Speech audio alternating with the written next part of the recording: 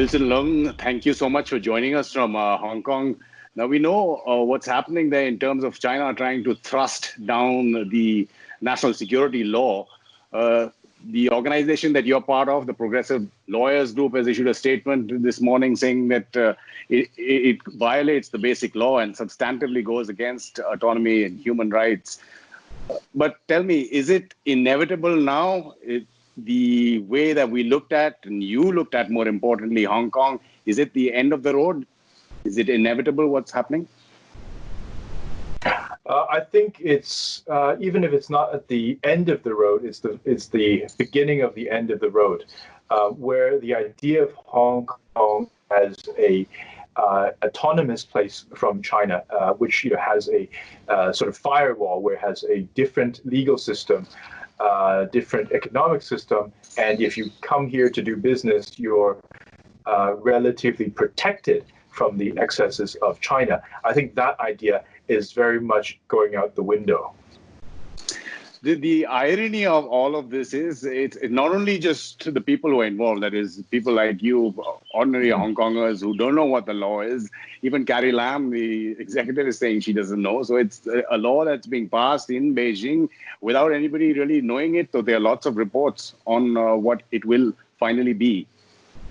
Yes, the absurd situation is that, as you say, not only ordinary Hong Kongers, but even the top Hong Kong officials, they admitted that they haven't even seen the draft of the law, and the law is expected to pass tomorrow in Beijing.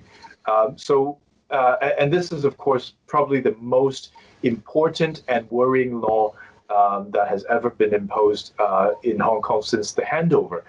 And yet, Hong Kong government is kept completely in the dark about it. So again, this destroys the notion that Hong Kong has a government that's relatively autonomous, that can do things on its own.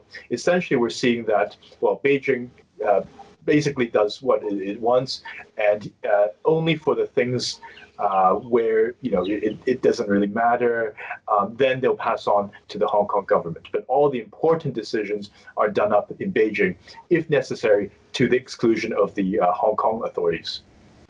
Like you're saying, expected to be passed on the 30th, and then it's just procedural. I think it just needs to be notified in the Gazette by the executive or the Hong Kong authority for it to come into law. So it will come into place, one, before the anniversary of the handover on the 1st of July. And as like you and many others are pointing out, the need for the speed to pass this is also because of upcoming elections in Hong Kong. Yes, I think there's a number of reasons why they want to pass it so quickly. I think one reason is that they figure the world is still distracted by COVID-19 and hence unlikely to be able to react in any concrete manner. Another reason is they want to stop the protests which are happening on the 1st of July. But also because there's upcoming elections to Hong Kong's semi-democratic parliament, which is taking place in September. So there's lots of election activities happening in the run-up to September, such as seminars, forums, primary elections, and so on. And Beijing's calculation is that they want the law in place so that they can have a restriction on what people are able to do when they're campaigning. And if they step out of line in any way in terms of having a strong opposition to Beijing, then those people can either be arrested or, even if not arrested, then simply disqualified from the election. That point that you're making, Joshua Wong has already put it out there in the open that he fears maybe even as early as the 1st of July, he'll be arrested. Jimmy Lai, many others, Demosisto, the protesters. We've also seen, you were talking about the protests, that have been taking place in the run-up. Now, we saw these pictures from Mongkok where a father was taken away in front of his wife and his little kid. There were so many others, people who probably didn't know English. In terms of the protests and how they're being handled by the security forces, I believe they have a blue flag, which they can raise anywhere that they want, saying that this is illegal. Tell us a little bit more about the situation on the ground in terms of protests, especially in the light of COVID and people fearing to come out in such large numbers as we've seen in Hong Kong since, June last year? Yeah. It appears that COVID has very much been used as a convenient excuse by the Hong Kong authorities to ban the protests. And we can say this because they've opened all sorts of other things, such as theme parks are all opened, restaurants are all opened, massage places, bars, and so on. They're all open. But yet, the excuse that's being used to ban all the protests is there's still a risk of COVID. When actually in Hong Kong, we've seen, most days there's 0 cases. Some days there's a few local infection cases, but very few. And the problem is that they've used this as a convenient excuse to suppress even very peaceful protests. So in the past few months and weeks, we've seen, peaceful people trying to sing in the shopping malls, and yet they get harshly cracked down on by police using pepper spray. Or face the store windows. I mean, the different ways of trying to show their protest, right? That's right. Facing the store windows, holding school children, holding their hands together to form a chain. People singing the songs, but these have been harshly cracked down. So in the past few months, few weeks, we've seen, school children in their school uniform being arrested into the police van. We've seen elderly people being sprayed with pepper spray. We've seen young children as young as 10 being pressed to the ground by riot police. Elderly people being arrested. So all sorts. It seems very much that the police is determined to take a very harsh line against anything, including even peaceful advocacy for greater rights. So, Wilson Leung, you don't see what happened, say, way back in 2003 when there was another attempt to push through a security law under the Basic Law, Article 23, and the government had to spend, or the administration had to spend, 18 months answering questions. And then finally they shelved it because over 500,000 people came out onto the streets. That you don't visualize internal pressure changing anything on the ground in terms of the security law being passed? Yeah, it seems very difficult. Last year we saw the extradition bill being suspended or withdrawn after up to 2 million people were protesting. But it seems that the mood in Beijing has now shifted to a much more hardline approach, which is that, well, there's no point in actually listening to the people and giving concessions. Instead, what we'll do is double down. So anytime there's any opposition, we'll crack down even more harshly. And hopefully, they think, this will make people so scared that they won't be able to come out. And I think this sort of lashing out is part of a wider pattern we see Beijing doing, not only in Hong Kong, but around the world. So, of course, we see it in India, but also in the South China Sea, in Taiwan, to other countries such as Australia. So Beijing's strategy, if one can call it that, is really that, we'll just double down on any opposition. And eventually people will give up and surrender to us. When you're talking about the harsh terms now, like you're saying, nobody except in the know, some of those delegates, I think there's one delegate from Hong Kong who's in Beijing, and maybe the Basic Law Committee, 5 members of them as well, who technically, I think, have to be gone through in some procedural manner. But in terms of harsh measures, there are already reports suggesting that the measures could go up to a life term, not just 10 years, which was earlier reported. Yes, that's the leaks that we're getting from various pro-Beijing politicians.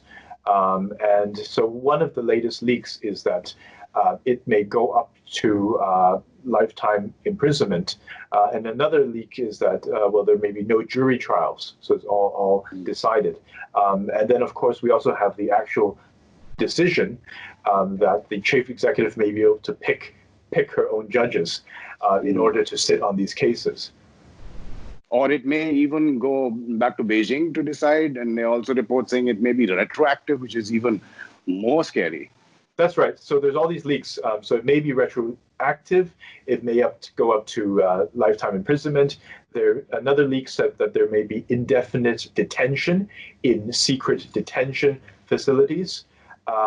Lack of jury, handpicked judges, and perhaps most important of all is the provision that the National People's Congress up in Beijing, they will have the final say on how to interpret the law. So even if a Hong Kong judge manages to say that, oh, indefinite detention is against human rights, Beijing, the same body who wrote the law, a political body, can just come in and say, sorry, Hong Kong judge, that's completely wrong. We say that there can be indefinite detention, and we say that it's fine to have lifetime imprisonment without a jury. Wilson Leung, now we talked about internal pressure and how Hong Kong is dealing with it. Just looking at the recent moves worldwide, whether it's the US announcing specific sanctions against Chinese officials, whether it's the EU's rhetoric, G7, Japan also coming out, ASEAN having a statement as well on that. India, we'll just come to that in terms of how India should react. But do you see all these measures actually being more symbolic, or will they have any effect on the ground in terms of changing China's behavior, Beijing's behavior, the Communist Party's behavior? Yeah, I think we're probably at the stage where further statements won't be sufficient to change any behavior. Because I think Beijing thinks that they figured out the West's habit, which is that in order to satisfy the domestic audience, Western politicians, governments, they have to issue these statements. But essentially, they want to make money. And Western businesses, business leaders, the business elite, they want to make money. So they're going to be lobbying their governments not to impose actual concrete measures and sanctions. And so I think in Beijing's mind, they're not very concerned about these statements and resolutions and so on, because they figure it's just part of the whole game where Western governments have to placate their domestic audiences. So I think at this point, the only thing that will change Beijing's behavior or might change Beijing's behavior is actual concrete measures, whether that's in terms of sanctions against officials or trade tariffs or other measures such as measures on what technologies you can export to Hong Kong. So I think that really needs to be done in order to have any hope of changing Beijing's actions. In effect, you're saying that governments and the international organizations should put their money where their mouth is. We've seen what you're talking about in terms of business pressure within Hong Kong itself. The big companies, Stan Chart, HSBC, Jardine, all coming out in favor of the security law. So there is that considerable pressure. Business people are they voting with their feet? Is there this fear that people who have the ability, and we've seen the UK offering BNO status as well, you see people leaving Hong Kong, those who are able to do that? Yeah, I think there's definitely a move towards that. Of course, big businesses, no big business will go on record to oppose the security law. We've seen what happened to HSBC, who was merely trying to stay silent, but then they were pressured by Beijing into actively supporting it. So you're not going to have any big bank coming out to say, we're very worried about this. But there's certainly signs of this. So we see, for example, reports in the FT saying that hedge funds are considering whether to move here. Nomura, a big investment bank, says is reconsidering its Hong Kong operations. We see that the inquiries for immigration agents have been soaring. So some immigration agents have reported up to 20 times their normal inquiries. Wow. So there's definitely a lot of people thinking about, as you say, voting with their feet and moving out of Hong Kong. But the speed with all this has been done. Remember, it's only been little over a month since the whole plan was even announced. So I think we're seeing the very beginnings of that. But probably a lot of these plans have not yet had time in order to coalesce into concrete actions of picking up and moving. But I expect it will come in the next few months. You were talking about earlier how Beijing's strategy of doubling down in the face of opposition, even internal and external, from the East China Sea to South China Sea. We've seen all the littoral states there. Now clashes with India, deadly clashes with India along the border as well. India has also traditionally something like HSBC not been saying much about say, Hong Kong or the Uyghurs or Tibet, even though we have the Dalai Lama here. There are lots of calls now since the clashes in Galwan for India to be more vocal, if not more substantive in its call for human rights, for autonomy in Hong Kong, since those are the core values that India also has, whether it's a constitution or democracy.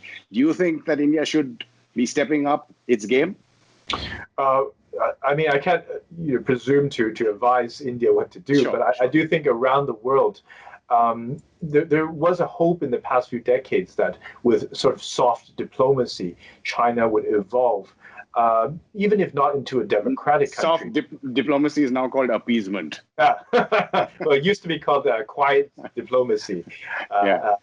But there was a hope that this would then, even if China does not become democratic, at least it's a country which follows the rules and is embedded into the sort of multilateral world system and work peacefully with other countries. But I think more and more countries are coming to the realization that that's a failure. And like certain countries in the past, such as we saw before the Second World War, there are certain countries that when you take a soft line, and that's seen as encouragement that they can go further because, well, nobody's opposing them. Why should we step down? And everyone's giving us, free stuff. So I think the world is slowly waking up to that, and it seems that is it too late? Moving in that direction. I don't think it's too late because when it comes down to it, China does have a lot of its own problems, both economic and also even some political unrest that we see from time to time. So I don't think yet it's so far gone that it's impossible to push back, especially if the democratic world takes a concerted stance. Of course, China is a big country, but when you stack up its GDP compared to U.S. plus India, plus other allies such as UK, Canada, then essentially Beijing is outmatched by all of these countries. And so I don't think it's too late, but it's certainly time to start taking actions and moving away from the failed policy of quiet diplomacy. Wilson Leung, thank you so much for your time. We appreciate it a lot, and we keep in touch with you as things develop in Hong Kong. Thank you. Appreciate it. And for all our viewers, you can watch us at Strat News Global for all the latest news and analysis from an Indian perspective. You can follow us on Twitter, Instagram, and on Facebook, and just click on that bell icon on YouTube to get live reminders for videos like this. You're watching Strat News Global. I'm Amitabh Reddy.